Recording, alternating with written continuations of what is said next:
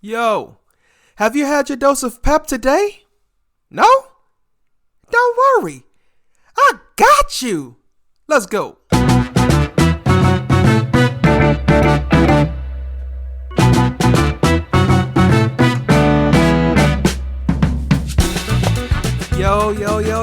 Yo, Pep Squad, where you at? How y'all doing? It's so good to be back with you for episode 12 of the Pep Talk podcast. I am your host, Coach Jay, and the mission of this podcast is to cheer you on and coach you up. That's right, we want you to be the best possible person that you could be, so we are here every Monday for 12 weeks in a row now. How cool is that? Telling you how great you are, but also trying to help you to elevate in the way that you think, elevate in your mindsets, elevate in the way that you treat yourself and talk to yourself. Speaking of which, are you treating yourself like you're your own best friend? Huh? If not, you should be, right? Because you're pretty great. You're pretty fabulous. I remember I used to start classes off. I would ask my classes, how are you doing? And they couldn't just say, doing all right, doing it. They would have to say fantabulous. So when I ask you how you doing, you have to say fantabulous. And I know that it's a made up word, right? But sometimes we derive so much joy in just taking a moment to be silly. So Pep Squad, how you doing right now? I'm just going to imagine that a whole bunch of y'all just said fantabulous. I love it. I love it. I love it. Hey, listen, thank you all so much for all of your continued support on this journey, this experience that we're on right now. And I just want to thank you all for continuing to leave your ratings and your reviews. I want to thank you all for subscribing and for sharing. I just want to thank you. I think you all are amazing. That's why you all are a part of the Pep Squad. And I just think that what we're doing is powerful, and we're just going to keep rocking and we're going to keep rolling. All right? All right. Okay. So I'm going to run through just a series of a few examples, and I want you to think about which one of these most applies to you. Okay. And this is going to deal with the topic that we're dovetailing into for today's podcast. So here's number one. You have been working in a certain role for a couple of months, yet when people call you by your formal title, you feel like a fraud because you haven't mastered that position. Okay. 2, you've started your own business. However, you don't like to promote yourself because you don't have the same level of experience or expertise as others in your field, making you feel like a fraud. Number 3.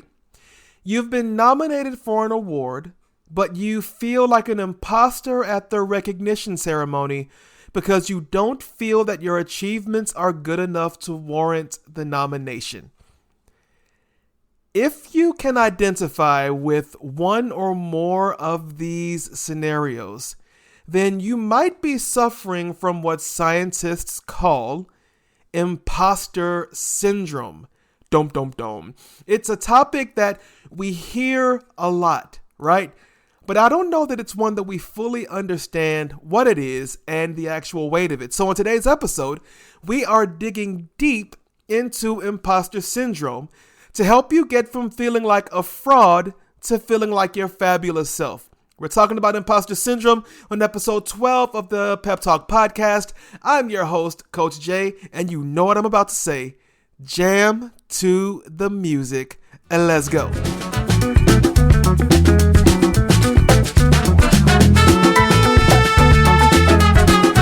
And we are back. Episode 12 of the Pep Talk podcast. And today we are talking about imposter syndrome and how to move you from feeling like a fraud to feeling fabulous. Because let's face it, you're pretty fabulous, if I should say so myself. But I remember when I started my photography business, or even when I had my t-shirt business, I always had a really hard time advertising on social media. Like I would see all of my other friends advertising their businesses over and over again. But for me, I never felt like my work was good enough to put on social media.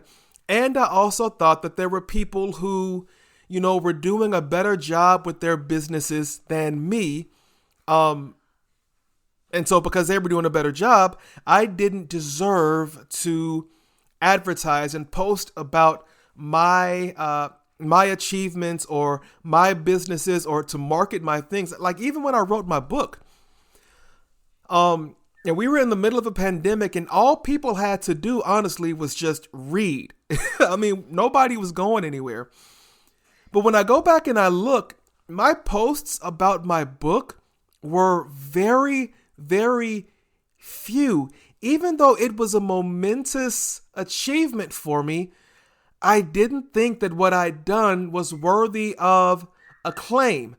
And the more I started digging into this and speaking with people, I discovered that I struggle with imposter syndrome. Now, let's define this word, okay? So it's the feeling of being a fraud, a fake, or unworthy of success despite evidence to the contrary.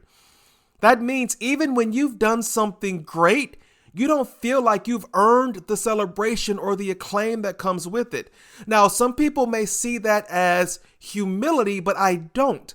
Because I think that even when someone is humble, they still recognize when they've done something good or great, and they can receive the celebration from it. But when someone has imposter syndrome, something in their mindset, something in the way that they feel about themselves causes them to feel like they haven't earned the acclaim. They haven't earned the achievement despite putting in the work. Now, originally, imposter syndrome was thought to only affect high-achieving women. But since then, in more studies, it's been seen that roughly about 70% of the population will deal with feelings of imposter syndrome at some point in their lives. That's so crazy because even the person that you think is the most confident person in the room has likely at some point in their lives dealt with feeling like a fraud. So I want to ask you just 5 quick questions, which psychiatrists and psychologists use to help diagnose imposter syndrome. This is just a few. It's not an exhaustive list, but here's number 1. Do you agonize over even the smallest mistake or flaws in your work? Like, if you are typing something and you make just a small error in punctuation, does that just completely throw you off your game? Number 2, do you attribute your success to luck or outside factors?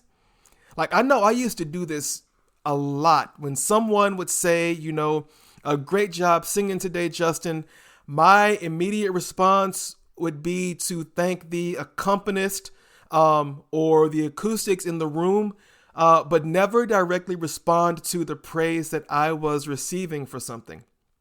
Okay. Number 3, are you sensitive to even constructive criticism? The constructive criticism that is designed to help you, not the pointed criticism that is trying to break you down. When you receive constructive criticism, does it immediately cause you to fall apart? Number 4, do you feel like you will inevitably be found out as a phony? And number 5, do you downplay your own expertise, even in areas where you were genuinely more skilled than others? Now, I'm going to have a completely transparent moment with you all, okay? I'm a mindset coach. Right? So I make it my business to read about mindsets, to learn all that I can so that when I have clients, I can help them work through their own. But in the background, I'm also working through my own as well. And often, and I've really noticed this lately, I tend to downplay my expertise and say that it's not expertise. Right? So I shouldn't go into a clubhouse room and speak on stage, even though I do know what I'm talking about, or I shouldn't, pitch a talk for this corporation about confidence and such because I'm not an expert, when in reality, I am. And I'm not saying that in an arrogant or overconfident way. I'm stating the facts that I'm a mindset coach, so I know about mindset, just like a dancer is an expert in dance, or a singer is an expert in singing, or a teacher is an expert in singing. Like, we're not talking about the arrogance of it. We're talking about the fact. Do you downplay your own expertise, even if you've been doing it for 10 years? At that point, you're an expert. Do you downplay your own expertise? If so, then you might be dealing with imposter syndrome. Now, there are a lot of reasons why someone could be dealing with this.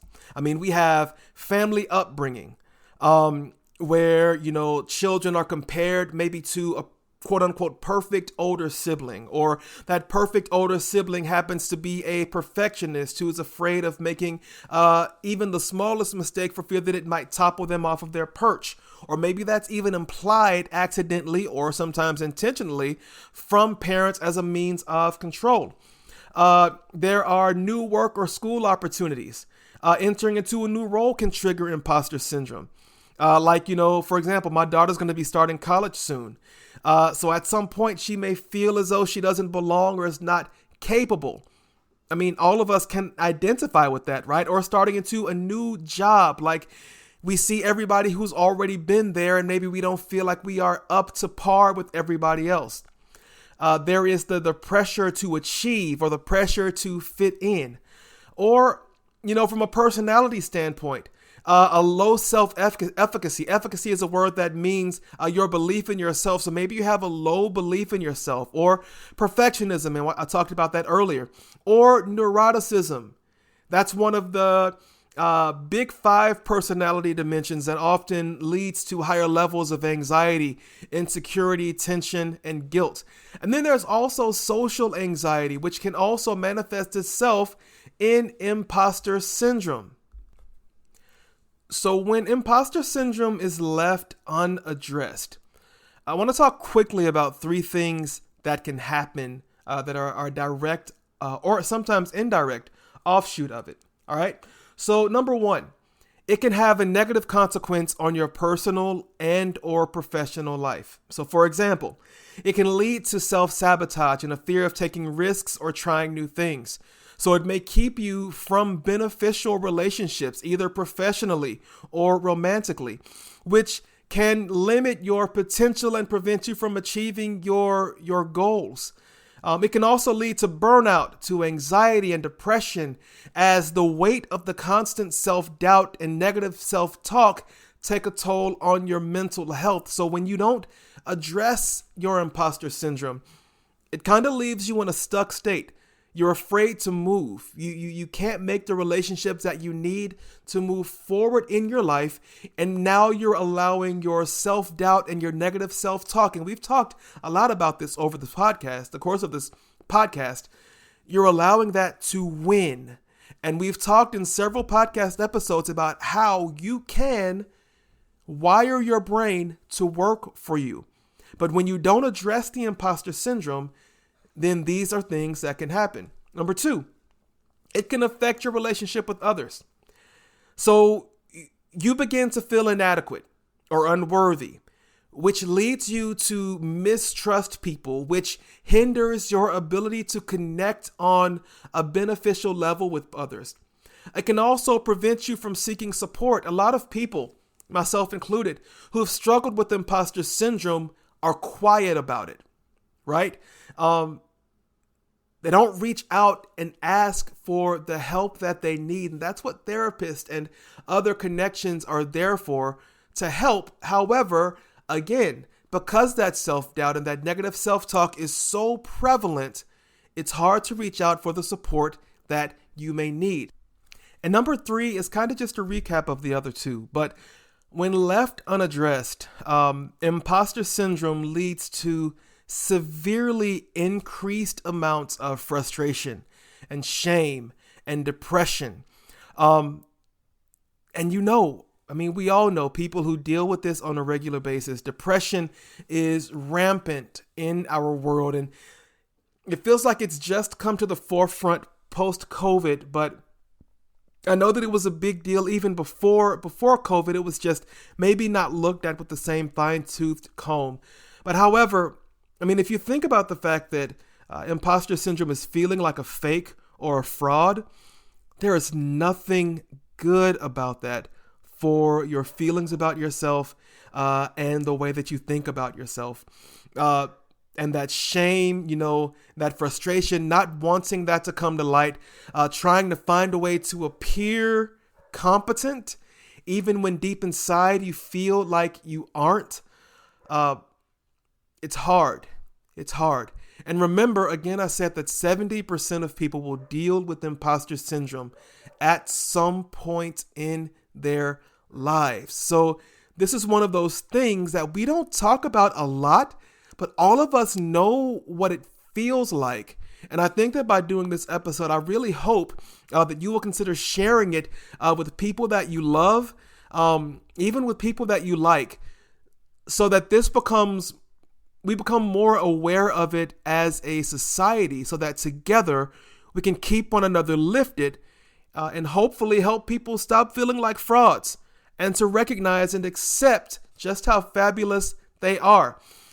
So when we come back, we're going to talk about a way to remedy imposter syndrome, which is also going to dovetail in me being able to finally release something to you all that I've been working on for a very long time, and I am really excited about. But I think that it's going to help so many people in their battle against imposter syndrome, in our battle against imposter syndrome. So this is episode 12 of the Pep Talk podcast. I am your host, Coach Jay, and we will be right back.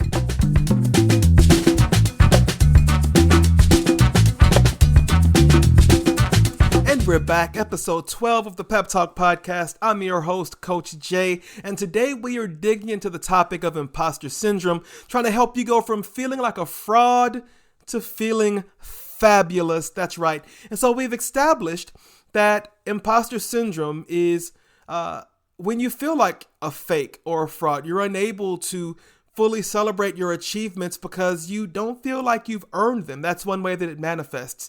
And so in this segment, we want to talk about a big way to combat imposter syndrome.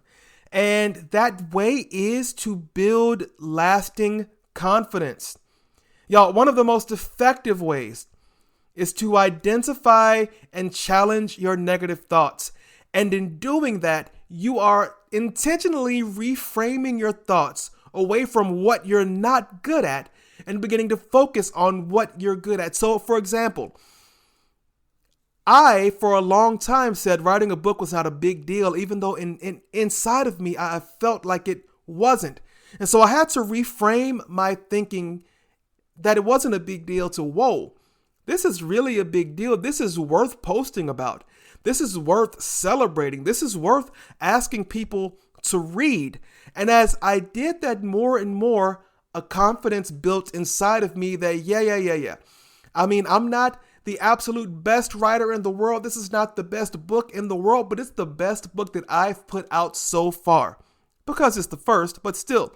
And because I did the work for it, I deserve to celebrate myself. So you have to reframe that negative self-talk. And if you're feeling like a fraud, you have to remind yourself of your accomplishments and the hard work that you put in to achieve them. Try to focus on all of the positive aspects of your achievements and the skills that you possess. Another way to build lasting confidence is to focus on your strength. Instead of dwelling on your weaknesses, celebrate the things that you are strong in. Do you hear me? Identify what you're good at and find ways to showcase those skills. And I'm going to tell you, if you're advertising or putting it out on social media, y'all, don't be ashamed to put it out there. Don't be like me and feel like folks are going to get sick and tired of seeing you post about your book or about your podcast or about your coaching service. If they get tired of what you're posting, that's not a you problem. Seriously. You have to celebrate yourself. You have to affirm yourself. You have to be positive about yourself and believe in yourself to the point that what you're doing, you have to believe that it warrants exposure, right? Now, Maybe you're that person out there who's listening to me talk about confidence, and you were like, yeah, but I don't know where to begin in building confidence. So, I am excited to announce to you all right now that my latest ebook, SOARing Confidence, is now available for purchase. Here's why I'm telling you about this book, and I'm so excited about it. I initially wrote it toward the end of last year, and I've been doing some, tinkering here and there, but I have it to a point now where I think it's ready. It's ready for you. And so why am I talking about confidence, and why am I calling it SOARing Confidence? Because I've come up with 4 steps to developing the kind of confidence that I believe you really deserve to have. There is no harm in admitting that you don't have confidence, but there is so much to gain by building confidence that allows you to just accomplish all of the things that are out there in this world for you to accomplish. If everybody else is out there, loving life and loving themselves and accomplishing so much, don't you think you deserve to have that same kind of existence as well? And at some point in life, all of us have suffered with the lack of confidence and seen how it cripples our lives and our relationships and our future prospects. But in my opinion, I really think that needs to stop right now. Like I said, you're not a fraud. You are fabulous. And just like there's a cost to having confidence, there's also a cost to not having it. And I would rather for you to pay the cost of having confidence, there being getting paid for your products and services, waking up and feeling, like $1 million, feeling like you deserve to be where you are, not feeling like a fraud, not feeling like a fake, not feeling like a failure. So many of us have gone so long and we have been robbed of confidence. I wrote this book with you in mind, and I would really love for you to grab it and let me know what you think. I'm going to include the link to purchasing the book in the show notes. But just really, really quickly, I want to tell you what the 4 steps to building confidence are as it relates to this book. Number 1, you have to see yourself. Number 2, you have to obliterate limiting beliefs. And I'll tell you how to do that. Number 3, you have to be anchored in a strong sense of who you are and what you bring to the table. And then R, you have to refuse to allow your mind to work against you. So that's my 4-step process, and I go much more into detail in this ebook. It's 32 pages, y'all, and I think that it's some of the best work that I have put out to date.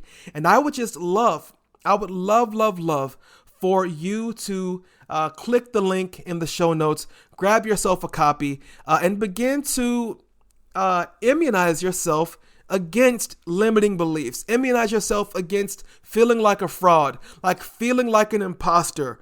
It's okay to believe that you do good things and that you deserve to have good things in life. It's okay. It's not arrogance, right? It's not you being a jerk or a braggart. It's just you wanting to live your life in a positive way, accepting positivity about yourself while doing positive things. All right, so I want to offer up a bonus tip on how to deal with imposter syndrome, okay? And this one is going to feel a little contrary, but focus on somebody else. I've seen in my own life that when I'm dealing with something, if I can find a way to help somebody else with that very thing, then I also end up helping myself in the same way. And if we're here to serve humanity, and we're all here to serve humanity in one way or another, one of the ways that we can serve others is by stopping focusing on ourselves and focusing on how we can help other people. That is a surefire way of helping you get over your imposter syndrome.